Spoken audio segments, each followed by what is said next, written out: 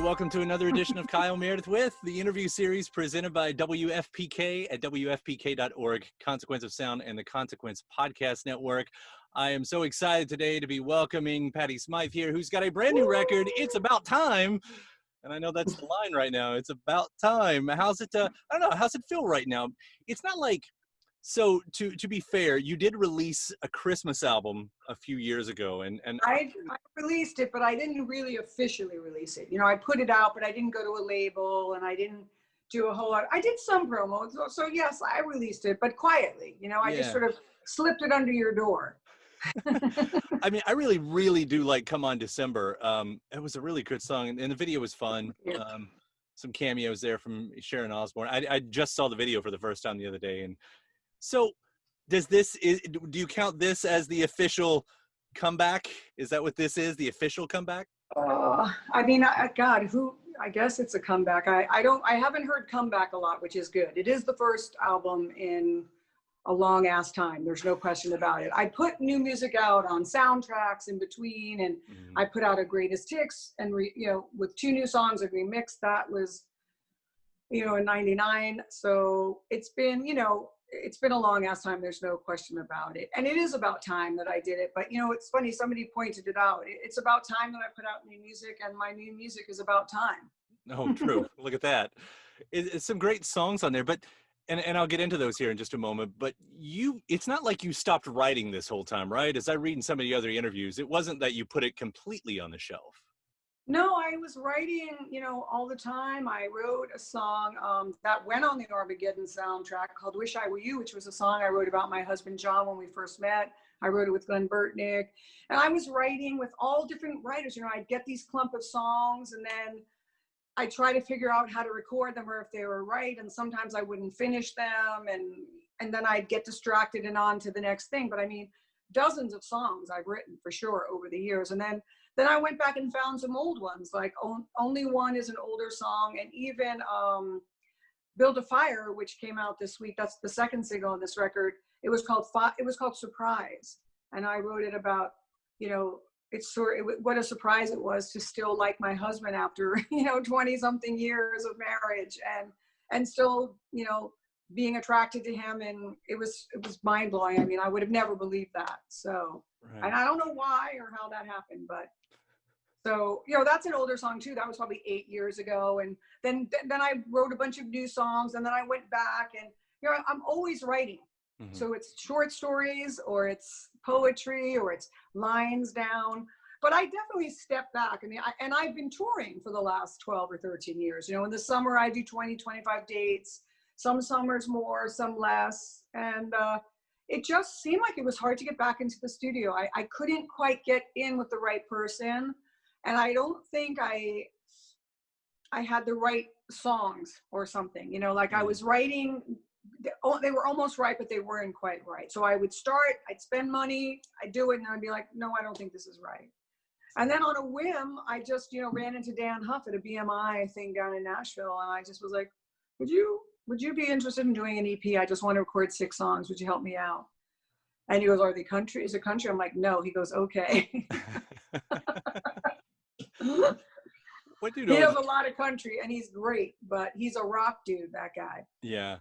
Well, I think it was in one of the early interviews for this, you had said that the songs, they became poignant and relevant to you. Like said, and I think that's a little bit of what you're talking about right now too. Can you pinpoint what changed? What did you notice finally change where it finally synced up like that? You mean synced up so that I would go into the studio and cut them? Or just that the songs made sense, I guess. I mean, it's so, I guess, as a writer, when you have a good song and it's the right song. And for me, Drive, even though I had these other songs, when I finished Drive, then I knew that this was going to be the record. I was going to build my record around that. Right after I wrote Drive, I wrote Losing Things, and No One Gets What They Want. That was another thing that I felt like they're kind of in the same sort of circle. And for me, Drive was an amends song. It was sort of it was a very personal song that I didn't know I was going to write. I had the music, I had the melody, and I didn't know what the song was about. And then I just had this nagging feeling about, you know, my a relationship that I felt estranged in. And so I picked up an old photograph, and that was it. And I wrote the song about that. And I feel like that was sort of this catalyst of, like, you know, we've lived so much of a life now at this point, you know, for me, and just the yearning to break free of all of it, and just to go back to a time where I didn't even know I was free. When I was a kid, all I wanted to do was grow up and be an adult, so no one could tell me what to do. Honestly, if you asked me what I wanted to be, I would say a grown up. Yeah. And so to realize, you know, like, just the idea of, like, I just had this vision of riding under these tree-lined streets in Queens, in New York, and I think that was the moment. I felt like this was a really good song because it was an honest song, and it hurt me to write it. And so that's, I guess, when I knew, like, I started circling the wagons around that song, I guess. Yeah. So I didn't even realize it, but now that you ask me, I think that's what happened. Yeah. And it's a great song. There was something else again, and I'll quote another interview here where you talk about further on in the meaning of that song about the difference in growing up. And I really connected with that. Like, I have a 12-year-old who's almost 13. You know, I'm nearly 40 myself. And, you know, even myself, you know, I grew up in the 80s, and it was so different. And I think I point that out probably more than he wants to hear it. But that is an interesting thing. And that's part of the story, right? Yes, definitely. I mean, there was a freedom this whole country had, in a way, you know, that I mean, I could almost weep to think about how far we are from that moment in time for me, you know, like, but it was a safer place, maybe. I don't know, you know, I don't even know if it was or not. We just got lucky. But I know that the way that I raised my kids was that they were not, you know, out of my sight for like 7-8 hours a day. I mean, you know, I got on my bicycle and I was gone all day long. And even in the winter, my sister and I would be rolling around down the hills, sledding all day. We wouldn't come home until it was dark out. I mean, my mom did not know where we were. She'll tell you she did, but she did not know where we were. And even on the beach, you know how many times my sister saved me from drowning on Jones Beach? I mean, I know my mom was there, but she wasn't in the water with us, and there's a crazy undertow there. So, you know, I mean, we were just like, you know, feral. That's what my sister says. My sister lives upstate, and she's raised her kids more feral than me. I raised my kids in the city. You have to follow them around, and we so overparented. I feel, as a generation, my generation has so overparented. And now I keep telling everyone who will listen, benign neglect, you know, just let them do, you know, let them figure it out. I try to do that. So, I do. yeah, it's like, important. The thing is, though, and you know, and I know we're getting off the point here, because I gave my kid a phone, and it's got a GPS tracker, so I can kind of let him go off and be by himself, but I can also know exactly where he is at the same time. Like, that's a nice compromise. That's cool. I know. It's interesting, though, because when my kids can't reach me on the phone, they freak out. They have me on their GPS, but they don't want me to have them on my GPS because they're older now. And I'm like, my youngest, who's away at college, I'm like, come on, what if something happens? I need to know. And so finally she let me have it, just in case. I mean, I don't track them, but if I needed to, God forbid, I can. Yeah. But I mean, this is such a crazy world right now. And my kids are so angry and hurt and confused, and on some level angry at me, you know, think that I'm not liberal enough, or I don't know, you know, things have gotten so polarized. It's crazy. And the only thing that I can say, that right now music in a way is like the one thing that everybody can kind of just sort of, they don't, you know, it doesn't matter who you have sex with, what color you are, you know, where you come from, what your, you know, religious beliefs are, you can all like the same song, you know, you can all like the same book, you can all like the whatever. So, I mean, for me right now, like my kids are like, you know, we should be, and I'm like, I've been watching this my whole life. It's been breaking my heart my whole life, you know, and I hope it changes. I don't know if it's going to change, but something's happening now. I mean, something's coming, and I hope it's something good. Right. As a songwriter, you know, I talk to a lot of songwriters who try to grapple with how to reflect within what they're writing, you know, what they're seeing. Does that stuff, do you find that stuff creeps up naturally for you in songwriting? Yeah, I think it does. I mean, my stuff is a little bit more personal, but I've been working on a song about hope, and it not only is about a specific person, but it's also just about the idea of hope, and it's a double-edged sword, that word, in a way. It's a Right. punch and a kiss, that word. So I've been thinking about that, but for me, it's more like, there's a song that I wrote on this record. It's called No One Gets What They Want, right? And the idea of that was, and again, it could be parenting. It can also be in my relationship with my husband or my mom, whoever, but that you just give everything you have. And, as a mom, it's very easy to do that. Like, you just get up on the cross, and you're like Saint Mom, and you do everything. And what's interesting about it is, as much as you give, they'll take. And no one's happy, because they don't want that much from you, really, right? But they don't know it, and you don't want to give that much. So it's sort of, and that's true in a romantic relationship. You don't give it all and have someone take it all and walk away feeling good. So it's funny, but that was on a personal level, and also kind of just like out in the world, in a way. There's a lot of takers right now, a lot of takers. It's exactly what We you need want out some of a song. givers. Well, true. Hmm? I said it's exactly what you want out of a song, those multi-levels right there. And I'll point out, that's my favorite song on the record. No One Gets What They Want. Because it's one of those songs that, to me, instantly sounded familiar, to the point where I had to go back and look at the notes to make sure that, because there's a couple covers that we'll talk about here in a second. I was like, this isn't one of the covers, right? This isn't something that I've heard before. Like, and I feel like as a songwriter, like, that's what you want. Like, Yeah. it's a song that I've lived with forever the first time I heard it. Oh, that's nice. I'm glad you like it, because I really like that song too. It has so many meanings to me. Mm-hmm. So, and it's for so many people. But in a way, even like in the interviews I've done, like, and people want to talk about my husband because he's John McEnroe, and they want to drag him in. And I label, everybody wants, like, hoe down John, here he is, come on. And that's okay, that's okay. I've done very little of that.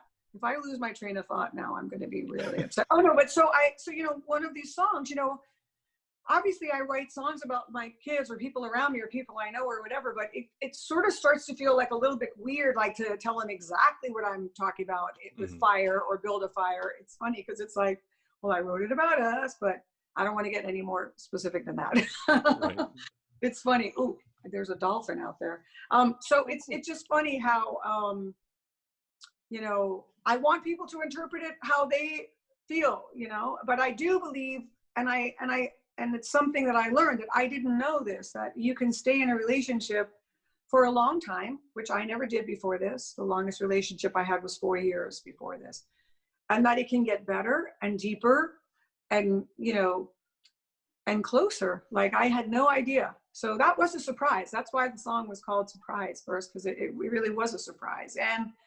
And you know what? That's where the rewards are, sticking in. You hang in there with your kids, you're hanging there with your spouse, you hang in, and that's where I feel like there's a lot of very interesting layers of shit to think about and write about, at least, and if you're with the right person, especially. Yeah. I was going to say, it's great advice, but again, as a songwriter, that's not a subject that most people get to tackle, probably out of experience. I mean, when we think about love songs and in the rock and roll spectrum, it's heartbreak songs, it's lust, it's puppy love, whatever. But it's rare that you kind of get to look at it from that angle. But you know what? You can be in a relationship for long term and still get your heart broken some days, and still feel lustful some days, and still want to punch them in the face another day, and or break up with them or whatever. It's funny, like, you can have all of those, but I mean, after a certain point, it has to be more than just like, I don't know. I just felt, I have always felt this way. I want to just talk about some real shit, not just, I mean, I always write love songs, but I write sad love songs. I don't know why that is, but I do. I mean, I think Drive is a happier love song. What? It's my favorite kind of love song. It's a sad love song. Because love is sad. Yeah. And I'm in a good long I'm in a good long marriage here, so it's but so I say that if my wife is watching, I'm not commenting on us anyway when I. Right. Oh, by the way, I wrote that. There's a song on the record called "I'm Gonna Get There," and it was just written about some chick who I know said something to me that kind of blew my mind in a way. She's married to a super wealthy guy, And she was like, I don't care what he does. I'm never leaving because I'm not going to let somebody else have my life. And I was like, wow, you know, and I like filed that away in my head. And so I wrote this song, and it's about that, them, whatever. And my husband must have heard the song 15 times. And I'm not kidding. And then the 16th, because he doesn't really listen to lyrics. He's obviously trying to learn the changes or whatever. And the 16th time he heard it, he was like, everyone's going to think that's you and me. Why did you write that song? I'm like, no one, first of all, not everyone knows we're married. A, B, you know, it's called poetic license. I hope people don't think everything I'm writing about is about, you know, my real life, because it's not. Right. But he was really worried about that because it's a cheating song. I'd mentioned a couple of the covers. You do Ode to Billy Joe on here. You also do Downtown Train. It's not the first time you've recorded Downtown Train. Why? What made this one And it come won't back? be the last. No. It's a great song. It's one of the greatest songs of all time. Why not? You know what? I love that song so much. And this guy, Bill Whitman, who I was working with, you know, in 1987, when I did what was supposed to be my first solo record, which really wasn't, because it was supposed to be a scandal record. That's a whole long story. And it was 2 producers and me, and I was pregnant with Ruby. I mean, it was just, you know, I kind of didn't have a whole lot, you know, to focus on that. I think I sang great on that record, but I wasn't writing a lot. And I was just, you know, trying to tread water there. But I did think we were putting out a scandal record. And he brought me Downtown Train. I loved it. And then the production just was like very, you know, and the other producer worked with the Hooters a lot. So it got very like stiff to me in a way. And it wasn't the Hooters' fault at all, but they were like playing on it. And it, you know, it just didn't come out the way, you know, it wasn't my favorite.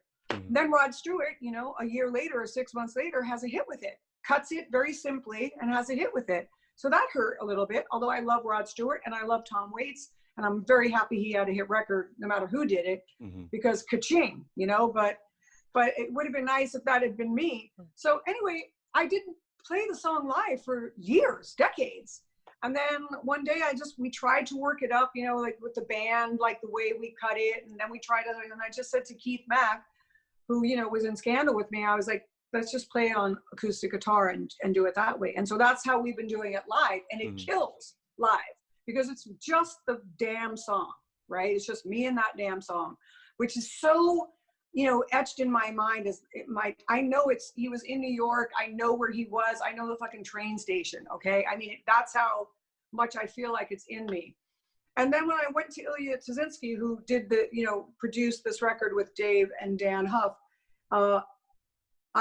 we just came up with this real cool tremolo sounding guitar and you know, like a little acoustic, but so we did it on electric guitar and just kept it stripped. The big, you know, crescendo moment is the shaker in the chorus. And I love it. I mean, it came out the way that I wanted. So I'm not kidding. I may do it again. Who knows? Maybe I'll keep recording that song. But I felt I wanted to record it the way that I feel like it was meant to be recorded, in a way, just, you know, very simple and straight ahead. So you could hear the beauty of the song, because it's such a beautiful song. Yeah.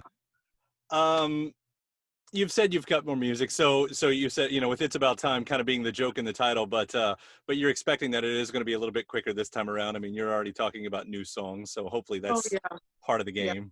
Yeah. Yes. I mean, I definitely am working on stuff, but you know, it's hard right now. I mean, in this quarantine, it's like hard to get together with writers, and people are writing over Zoom. And I mean, I guess I could start doing that. I just have songs that I need to finish up. And so going back to New York, it'll be easier, but I like sitting in a room with people, you know, so it's a little bit more challenging to do it this way, but it definitely is not going to be 28 years or 20 years or 8 years. Okay.